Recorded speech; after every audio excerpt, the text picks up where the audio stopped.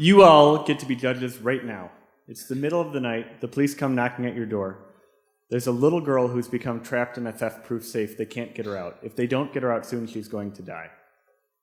The safe company, while mindful of the little girl's life, is concerned that if they reveal a mechanism to unlock the safe, it will create a vulnerability that will affect the integrity of their safes around the world. And so it comes to you to decide the integrity and marketability of the safe or the life of the little girl. Now, as judges, raise your hand if you would save the little girl's life. This little girl's life. Raise your hands right now, please. Now, I am telling you, this is not a little girl. This isn't clip art. That's my daughter. And she is trapped in that safe. Keep your hands up, because if you don't raise your hand, she's going to die. If there's someone here that hasn't raised your hand, please raise it. That's very interesting, because just a couple weeks ago, the FBI found an iPhone that had been used in connection with the San Bernardino terrorist attacks. And they went to Apple and said, Apple, we need you to unlock this iPhone, because it has information on it that will help us prevent other terrorist attacks and save lives. And Apple said, we are mindful of the concern that you have, but if we reveal a mechanism to unlock this iPhone, it will jeopardize the integrity of iPhones around the world, so we're not going to help you. And the public overwhelmingly supported Apple and the sanctity of the iPhone. It's the same concept, it's the same arguments. I'm just telling you a different story tonight. There's a company that's invented a new hamburger. It's expected to sell extremely well. It's expected to sell so well because they put this chemical on it when they're grilling it. This tenderizer makes it really juicy. And then when they take it off the grill, it has to sit for at least 10 minutes before they serve it. If you eat it in that 10 minutes, it will burn you. So for dine-in customers, they're going to hold on to those burgers for 10 minutes. But for drive-thru customers, market research has shown a significant number of their drive-thru customers take their hamburgers to a distant location to eat them. And so they're selling them straight off the grill because they'll be warm when they get there, and that drives maximum profit. Now, early market research has shown about 700 customers have been accidentally tenderized by eating the burgers too soon. And so this is choice number 2 tonight. Option 1, we can sell drive-thru hamburgers straight off the grill, which will make us more money. It will drive more profit. Or option 2, we can wait 10 minutes before serving them, which is going to affect our profitability, but it will keep us from harming customers. So raise your hands for option 1, maximize and tenderize, where we're going to burn some people to sell more burgers. It doesn't seem to have a lot of support, which is interesting, because several years ago, McDonald's was selling coffee in their drive-thru at 190 degrees, far hotter than any of their competitors. At 190 degrees, water will cause a 3rd-degree burn in about 2 seconds.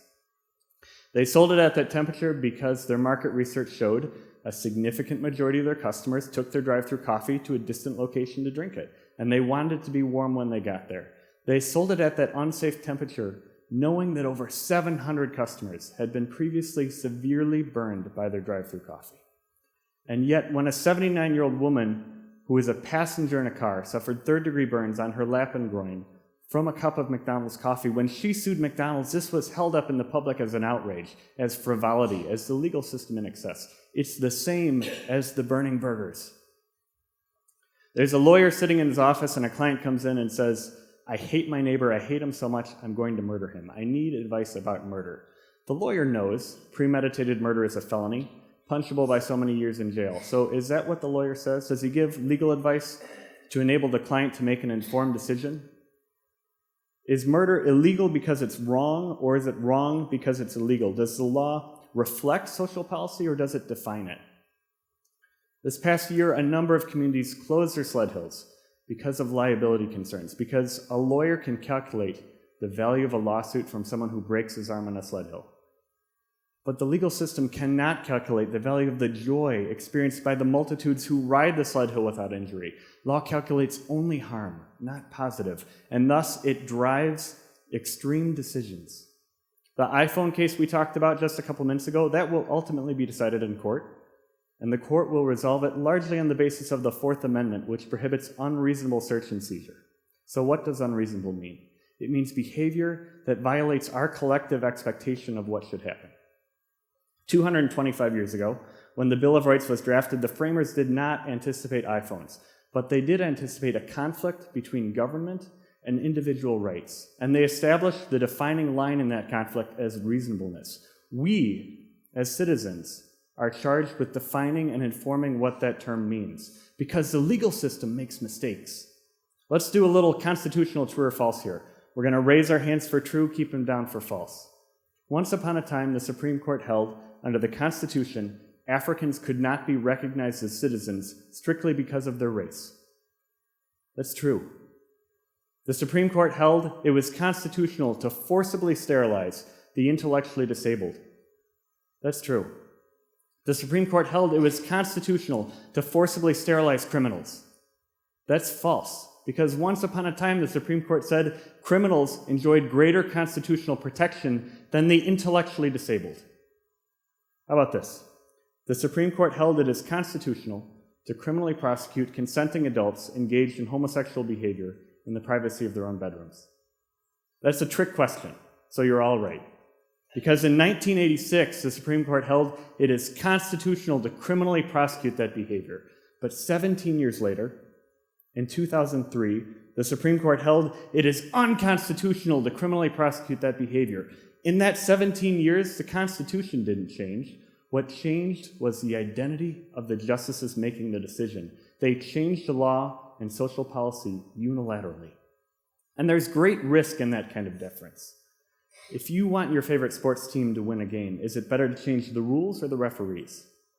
A change in the rules will affect both teams, but a beneficial change in referees will unilaterally benefit your team. So at the highest levels of our government, they've stopped worrying about changing the rules. On a major social policy issue, changing the rules means a constitutional amendment.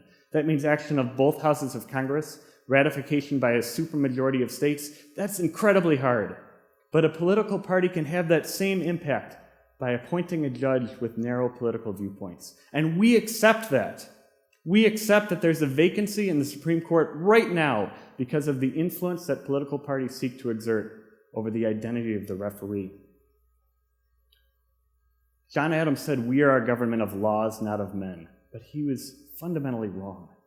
Those laws were written by people like John Adams, affluent, well-educated white men. And we are fundamentally supposed to be a government of people who establish social norms and then work to ensure that the law reflects them. We're going to cut directly to something you can do today. Stop accepting that the legal system has a monopoly on defining what is reasonable or just. You will be faced by a decision involving some risk, and you will be tempted to default to the answer that mitigates it as much as possible. Make a balanced decision instead.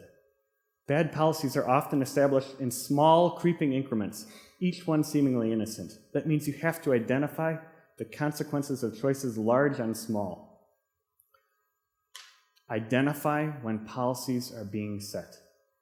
Do not accept the creeping expansion of the law into every aspect of our daily life. The freedoms that our government and Constitution were designed to protect, those are supposed to empower us. The legal system was never intended to be the answer to every question or the arbiter of social policy.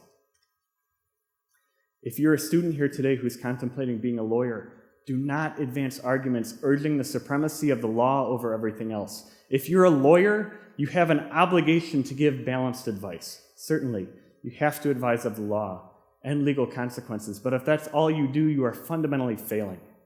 You are telling a murderer it's a felony to commit murder instead of telling them that it is wrong. The easy part is knowing the law. The hard part is knowing the relative importance of the law in the list of factors that will affect an individual decision.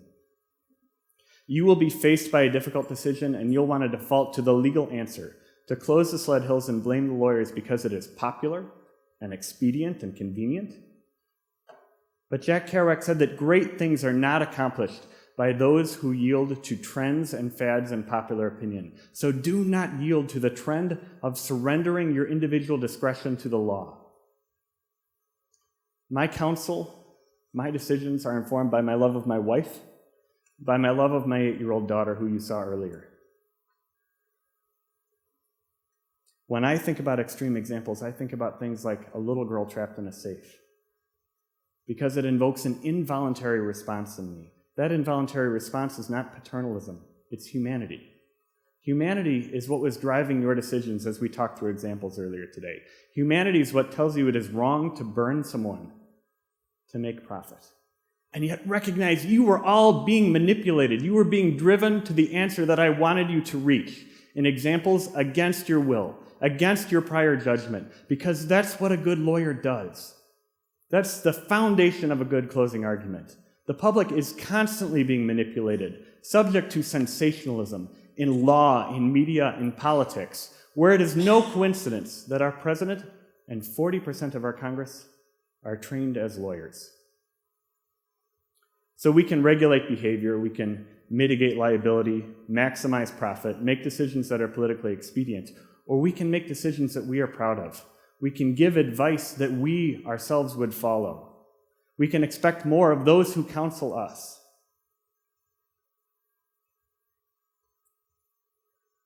Do not accept that you must cede your authority to authoritative-sounding legal arguments or to public opinion.